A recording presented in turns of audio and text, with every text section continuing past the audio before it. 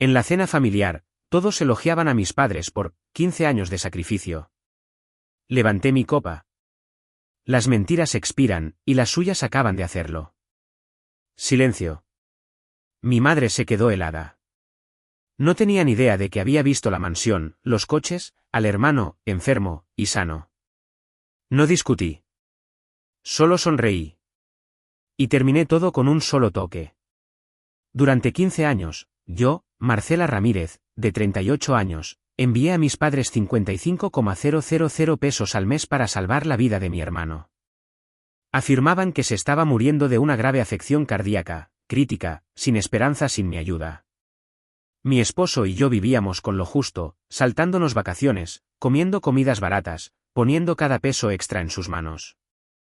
Les creí, confié en ellos, hasta esa cena familiar. Levantaron sus copas, brindando por el sacrificio desinteresado de mis padres por el cuidado de mi hermano. Sonreí, pero se me revolvió el estómago. Lo había visto, la extensa mansión en San Luis Potosí, los relucientes coches nuevos, mi hermano riendo, sano, sin rastro de enfermedad.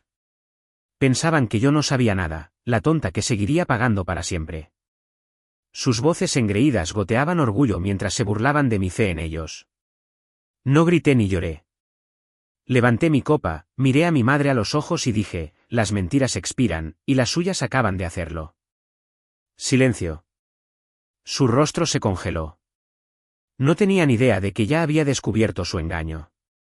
No discutí. Solo sonreí y presioné un botón. Un solo toque en mi teléfono envió un correo electrónico que lo desentrañaría todo. ¿Qué pasó después? Digamos que su mundo se desmoronó y nunca miré hacia atrás. ¿Alguna vez te han traicionado las personas en las que más confiabas? Deja un comentario abajo con tu historia. ¿Dónde ocurrió y cómo te enteraste? Dale al botón de me gusta si los secretos familiares te hacen hervir la sangre y comparte este vídeo para ver hasta dónde llegó esta mentira. ¿Qué? No vas a creer lo que ocultaban.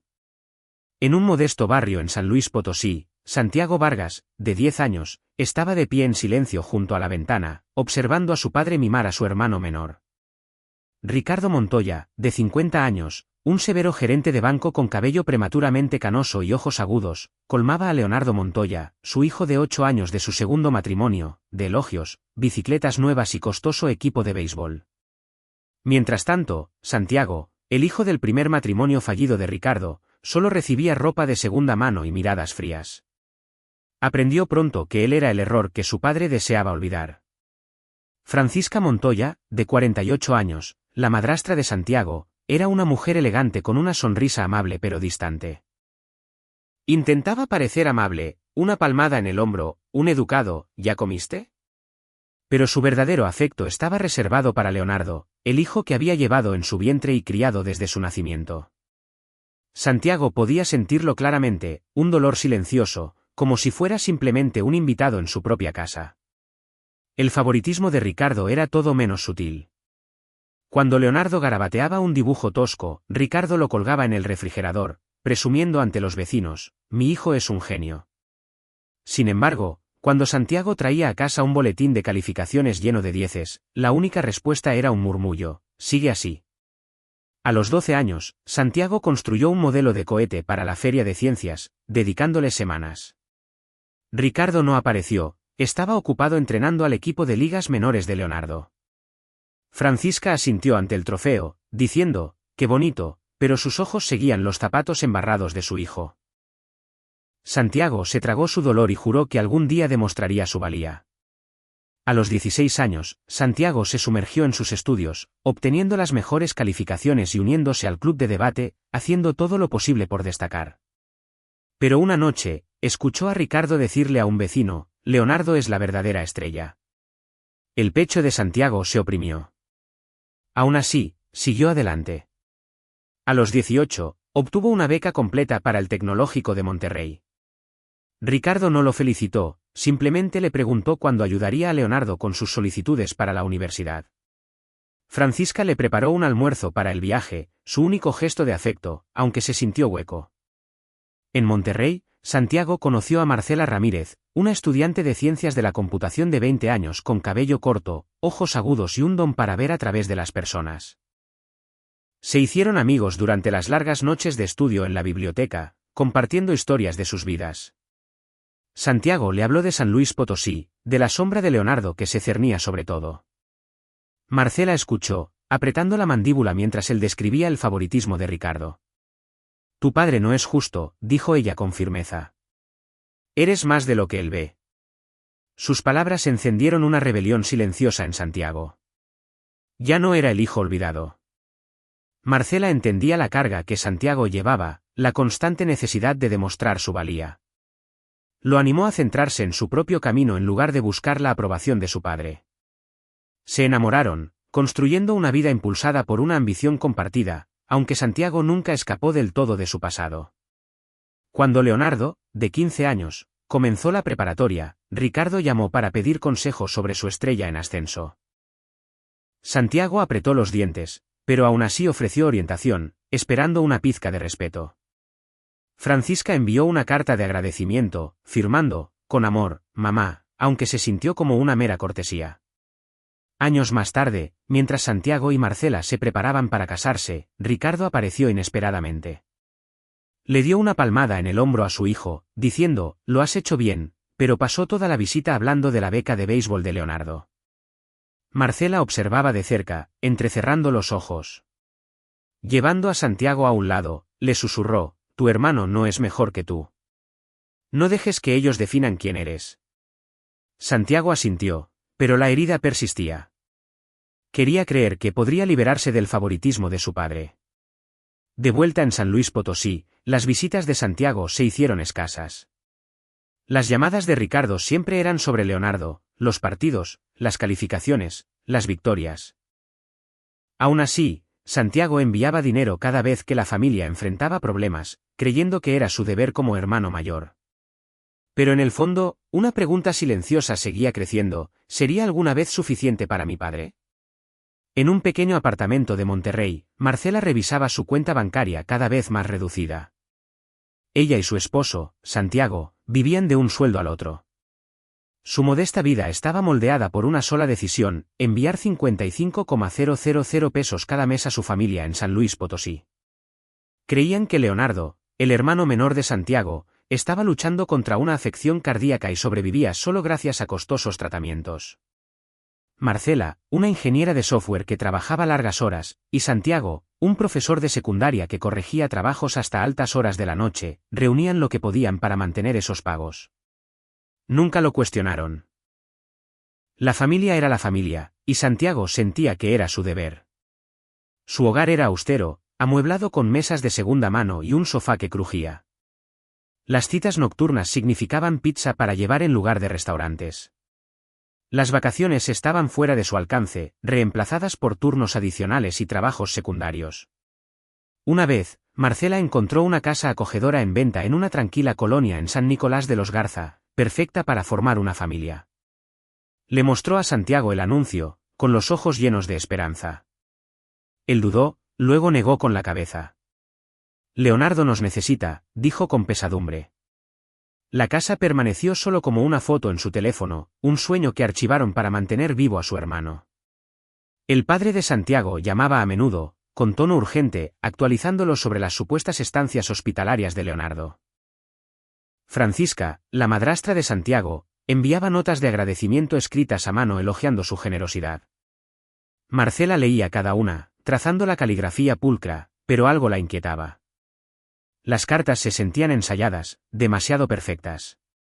Luego, una noche, mientras revisaba correos electrónicos, encontró un mensaje de Leonardo. Era breve, solicitando otro pago para medicamentos de emergencia.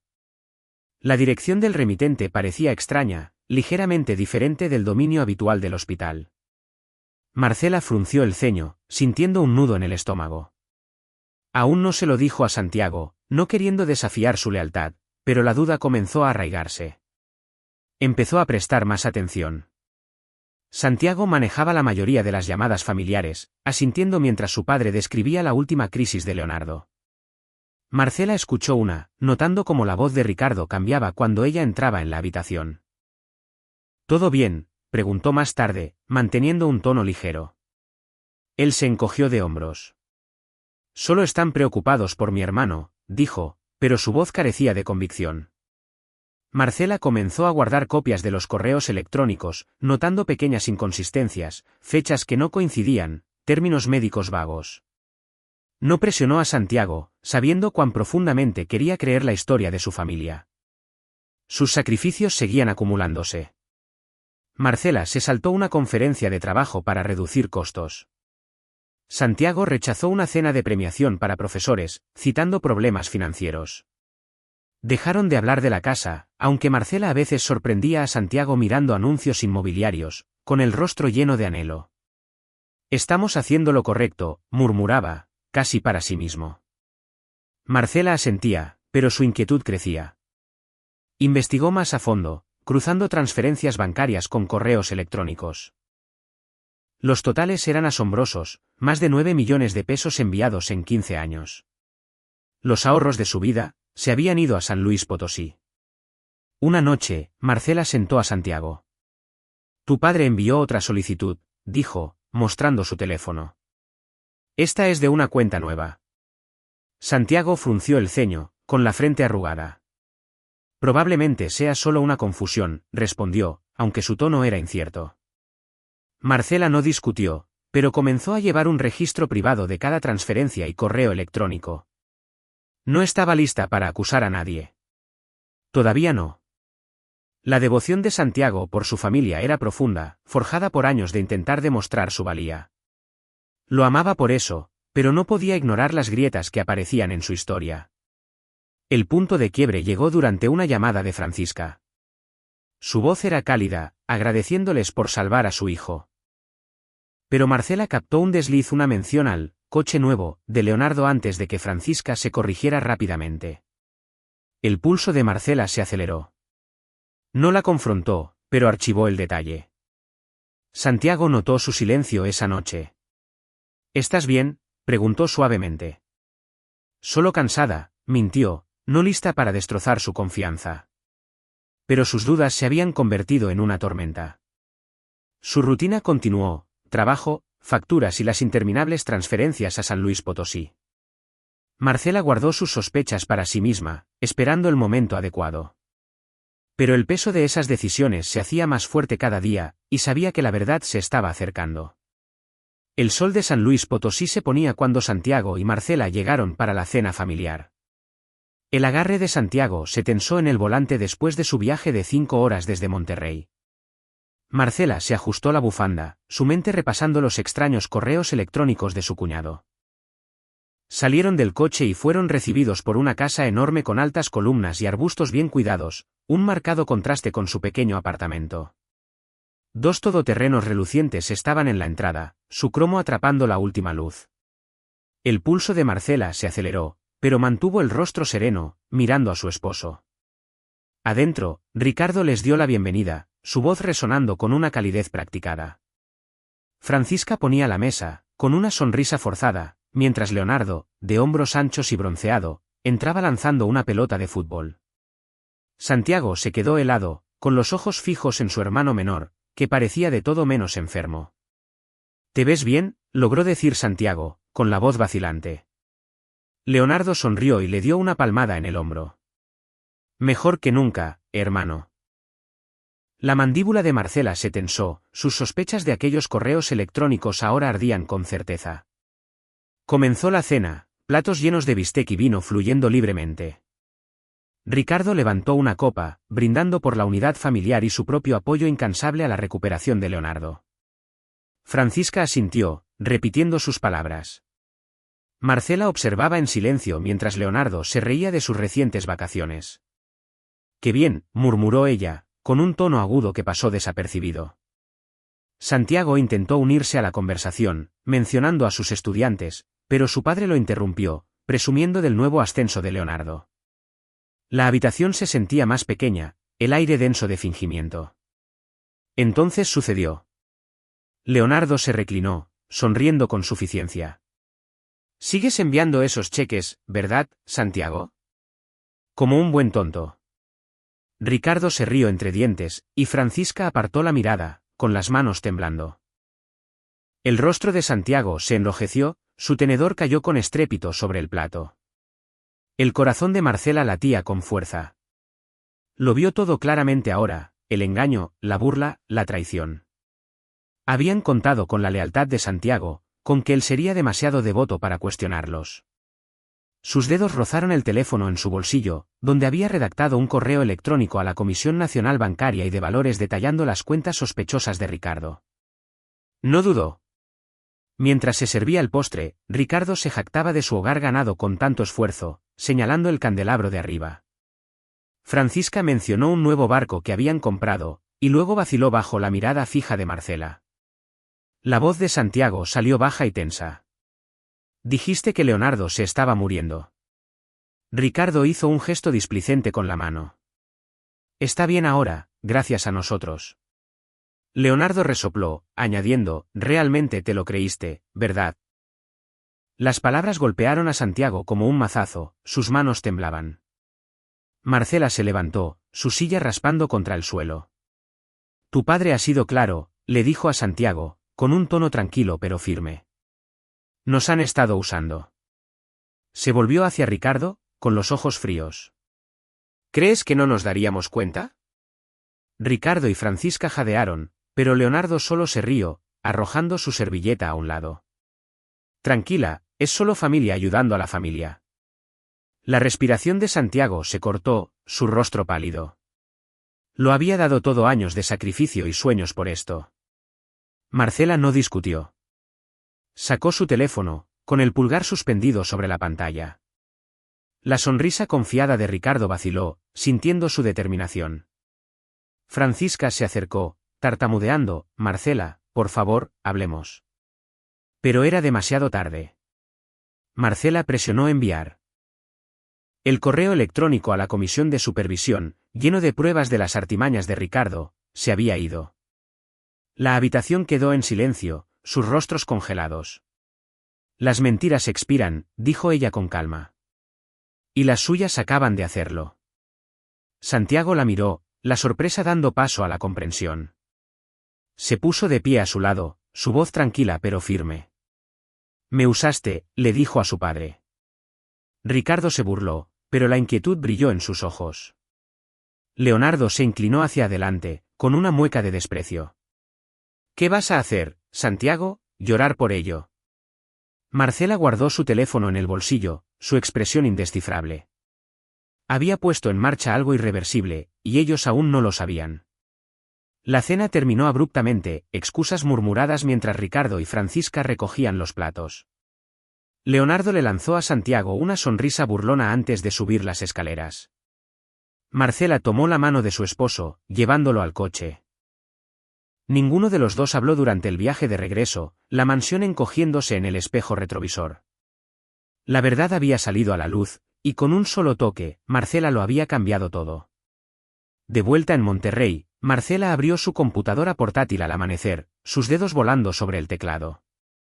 El escozor de la cena en San Luis Potosí todavía ardía, agudizando su concentración. No solo estaba enojada, estaba decidida. Su esposo se sentaba en silencio, todavía recuperándose de la traición de su familia. Pero Marcela ya estaba varios pasos por delante, decidida a exponer las mentiras. Había enviado el correo electrónico a la Comisión Nacional Bancaria y de Valores, pero eso era solo el comienzo. Necesitaba pruebas irrefutables e innegables para derribar a Ricardo. Marcela llamó a Gregorio Ríos, un colega de confianza y analista de datos con un talento para descubrir patrones. Necesito tu ayuda, dijo, con voz firme. Gregorio, agudo y leal, no dudó. Se encontraron en una cafetería, con las computadoras portátiles abiertas, investigando el rastro financiero de Ricardo. Marcela compartió los correos electrónicos sospechosos que había guardado, cada uno una migaja de pan que conducía más cerca de la verdad. Gregorio cruzó los registros bancarios, frunciendo el ceño. Estas transferencias no cuadran, dijo, señalando cuentas vinculadas a una empresa llamada Inversiones Montoya. El pulso de Marcela se aceleró, El nombre de su suegro no era una coincidencia. Contrató a Jazmín Flores, una investigadora privada reconocida por resolver casos de fraude. Jazmín, una mujer pragmática con una mirada aguda, se puso a trabajar de inmediato. «Dame una semana», le dijo a Marcela, mientras ya extraía registros de las bases de datos públicas de San Luis Potosí. Jazmín rastreó Inversiones Montoya hasta una empresa fantasma, con documentos vagos pero vinculados a los antiguos socios bancarios de Ricardo. Encontró depósitos que coincidían con la cantidad exacta que Santiago había enviado: 55,000 pesos al mes canalizados a cuentas que compraban propiedades en todo México. A Marcela se le revolvió el estómago. «Tu padre usó nuestro dinero para jugar al magnate inmobiliario», le dijo a Santiago, con la voz tensa. Él apretó los puños, sin decir nada. Gregorio descubrió más declaraciones de impuestos que mostraban que la empresa de Ricardo era propietaria de la mansión de San Luis Potosí y un condominio frente a la playa. Jazmín confirmó que los todoterrenos en la entrada estaban alquilados bajo la misma empresa, ni un centavo del bolsillo de Ricardo. «Ha estado viviendo a lo grande a tu costa», dijo Jazmín, entregándole a Marcela una pila de documentos. Las cifras eran asombrosas: más de 9 millones de pesos de los sacrificios de Santiago invertidos en el imperio de Ricardo. La determinación de Marcela se endureció. Esto no fue solo traición, fue un robo. Santiago luchaba por procesarlo. «Mi hermano lo sabía», dijo en voz baja. Marcela asintió, con los ojos feroces. «Tu madre también. Todos nos engañaron». No suavizó la verdad. Santiago necesitaba enfrentarla. Contactó a Martín Herrera, un abogado experto especializado en fraude financiero. Martín, meticuloso y decidido, revisó las pruebas. «Esto es sólido», dijo, hojeando los hallazgos de Jazmín. «Podemos presentar una demanda civil por fraude y enriquecimiento injusto. Ricardo no se escapará de esto». Marcela y Martín trazaron una estrategia. La demanda se dirigiría a los activos de Ricardo, cada propiedad, cada coche comprado con el dinero de Santiago. Jazmín investigó más a fondo, descubriendo correos electrónicos entre Ricardo y un corredor turbio discutiendo cuentas en el extranjero para ocultar ganancias. Gregorio marcó transacciones que eludían la declaración de impuestos, añadiendo peso a su caso. Usando sus habilidades tecnológicas, Marcela rastreó el dominio de correo electrónico que Leonardo había usado, confirmando que era una dirección de hospital falsa creada para engañarlos. Cada nuevo descubrimiento encajaba perfectamente en el rompecabezas de la codicia. Santiago dudó, dividido por la lealtad.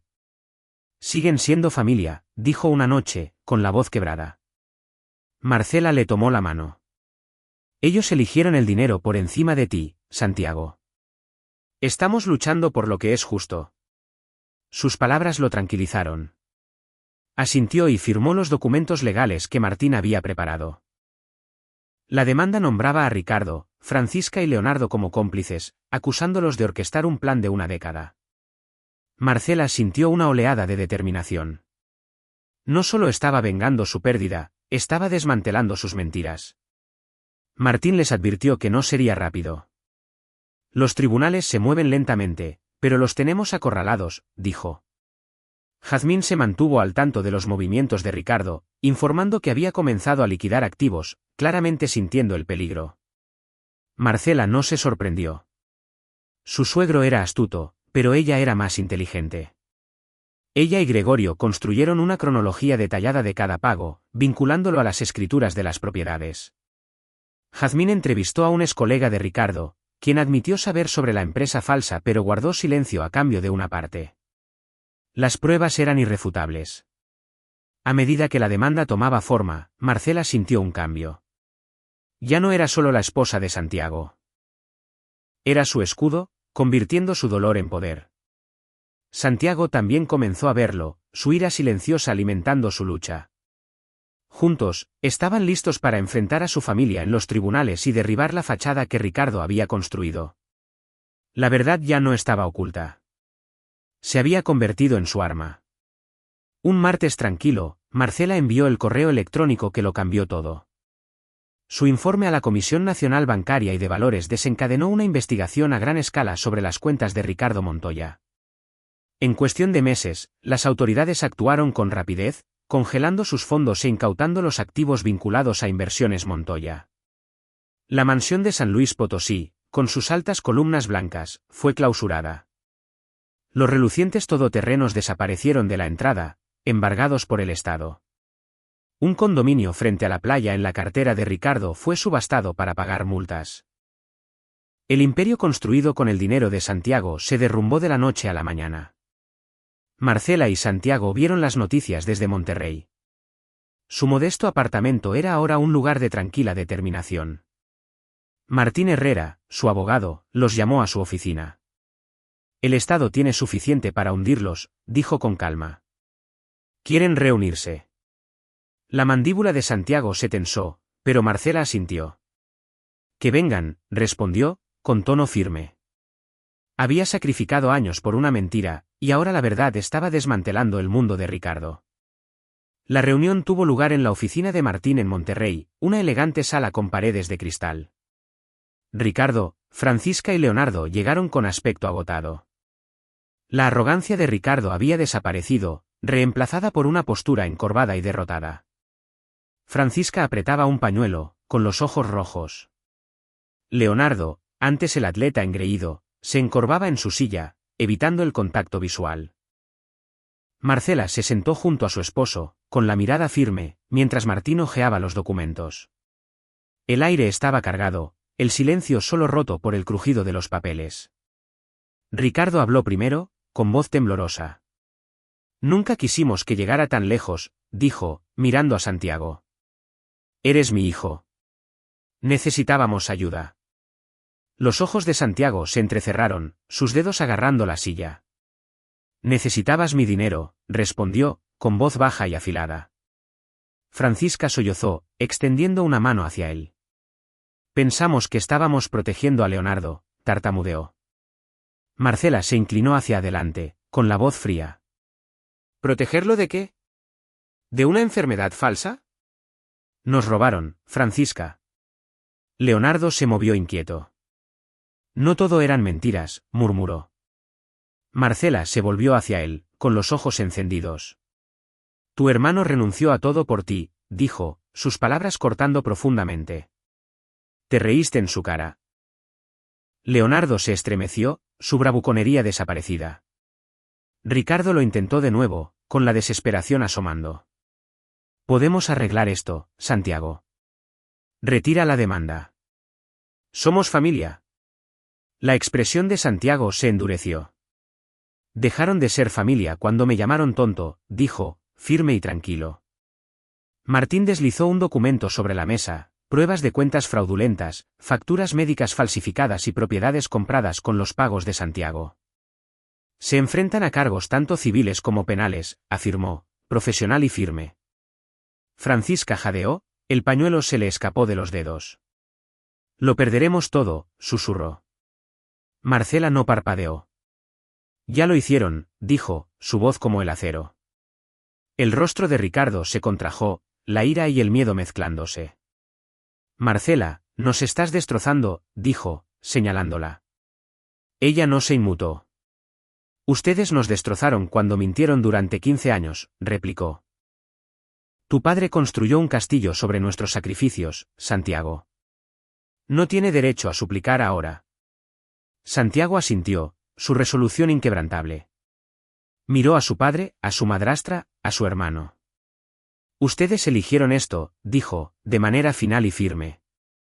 La última súplica de Leonardo rompió el silencio. Santiago, no sabía que te había dolido tanto, dijo, con la voz quebrada. Santiago lo miró a los ojos, con el peso de los años detrás de sus palabras. Sabías lo suficiente, dijo en voz baja. Tomaste mi dinero y te burlaste de mí por ello. Marcela le apretó la mano, su silencio más fuerte que la ira. Había luchado por esto, no por justicia, sino para que Santiago reclamara su valía. Martín cerró su carpeta. La demanda civil sigue adelante, dijo. La investigación del Estado es independiente. Pronto tendrán noticias de ellos.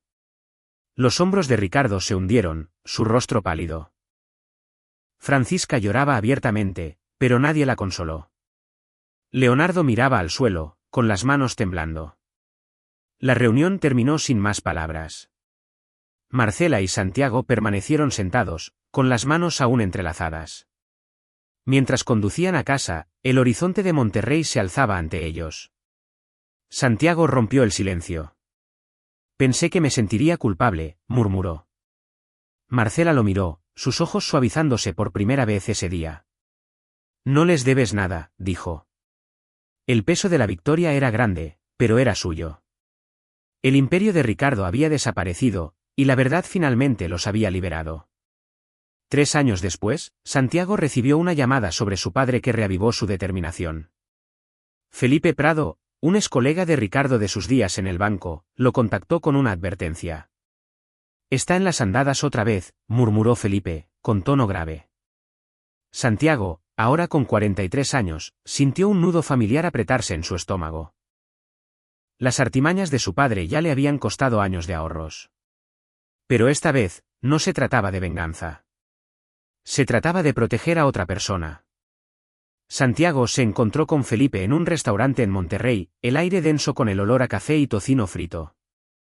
Felipe, curtido pero de mirada aguda, deslizó una carpeta sobre la mesa. Dentro había correos electrónicos que mostraban a Ricardo proponiendo un dudoso negocio inmobiliario a un pequeño empresario en San Luis Potosí. Promete rendimientos masivos usando contratos falsos, explicó Felipe. Ese hombre está a punto de perderlo todo. La mandíbula de Santiago se tensó. Su padre no había aprendido, despojado de su fortuna, seguía explotando la confianza. Santiago llamó a su esposa para darle la noticia. Tu padre ha encontrado un nuevo objetivo, le dijo a Marcela, su voz firme pero pesada. Ella no dudó. Entonces lo detendremos, respondió con firmeza. Contactaron a Jazmín Flores, la investigadora que los había ayudado antes. Precisa como siempre, Jazmín aceptó investigar la última operación de Ricardo. Es escurridizo, pero no invisible, dijo, mientras ya buscaba registros públicos en su computadora portátil. Jazmín pronto descubrió un rastro de documentos falsificados. Ricardo había formado una nueva empresa, Prado y Asociados, usando el nombre de Felipe sin permiso para parecer legítimo. Los contratos prometían al empresario, un hombre llamado Carlos, una participación en un proyecto de desarrollo inexistente. Santiago sintió una oleada de ira, pero también de propósito.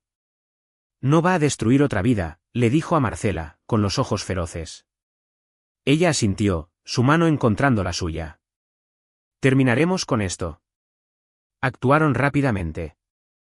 Jazmín rastreó los correos electrónicos de Ricardo hasta una dirección en San Luis Potosí, confirmando que operaba desde una oficina alquilada. Felipe proporcionó detalles internos, recordando cómo Ricardo usaba su encanto para enmascarar el engaño. Intentó involucrarme, admitió Felipe. Me alejé, pero Carlos es demasiado confiado. Juntos, Santiago y Jazmín recopilaron pruebas, contratos falsos, firmas falsificadas y transferencias bancarias a una cuenta en el extranjero. El plan era más pequeño que antes, pero igual de cruel. Santiago tomó la iniciativa, contactando a la Comisión Nacional Bancaria y de Valores. Presentó un informe detallado, adjuntando los hallazgos de Jazmín y el testimonio de Felipe. Mi padre está cometiendo fraude de nuevo, escribió, eligiendo cada palabra con cuidado. Jazmín siguió con una llamada a Carlos, advirtiéndole sobre la estafa. No firmes nada, le instó. Carlos, conmocionado pero agradecido, se retiró del trato. Santiago sintió que se le quitaba un peso de encima, not only for Carl but for himself. Las autoridades actuaron con rapidez. La nueva empresa de Ricardo fue cerrada, sus cuentas congeladas. Su acceso a los sistemas financieros fue revocado, cortando su capacidad para manipular fondos. Jazmín confirmó la noticia, con un tono tranquilo pero satisfecho. Ahora no tiene ninguna influencia, dijo. Santiago exhaló, su determinación intacta. Esto no era venganza, era justicia para alguien que no podía luchar solo. Marcela estaba a su lado, con el orgullo brillando en sus ojos. Hiciste lo correcto, dijo suavemente, pero con fuerza. Santiago asintió, sintiendo un poder que no había conocido antes. La sombra de su padre ya no lo definía. Había protegido a un extraño y, al hacerlo, había recuperado su propia paz. 10 años después de la cena, Santiago estaba en el patio trasero de su casa en Monterrey, viendo jugar a sus hijos. Elena, su hija de 10 años, perseguía a su hermano de 7 años, Luis, por el césped, con las risas resonando por el patio. La modesta casa detrás de ellos, comprada con años de arduo trabajo, se sentía como un refugio. Santiago, ahora con 50 años, sonrió mientras su esposa se unía a él, su mano deslizándose en la suya. Marcela, de 48 años, irradiaba una fuerza tranquila, sus ojos reflejando una década de paz, ganada con mucho esfuerzo. Sus vidas habían cambiado. Las heridas de la traición se habían desvanecido, reemplazadas por una familia cimentada en la confianza. Santiago enseñaba historia en una preparatoria local, mientras Marcela dirigía una empresa emergente tecnológica, su éxito forjado por la perseverancia. Criaron a Elena y Luis para valorar la integridad y la responsabilidad. Asuman sus errores, les decía Santiago a menudo, su voz tranquila pero firme. Nadie más los carga por ustedes, añadía Marcela. Y nunca dejen que nadie decida su valor. Una tarde, llegó una carta de San Luis Potosí. Era de una enfermera, explicando que Ricardo, ahora con 75 años, estaba gravemente enfermo y pedía ver a su hijo. Santiago la leyó en silencio, su rostro inexpresivo.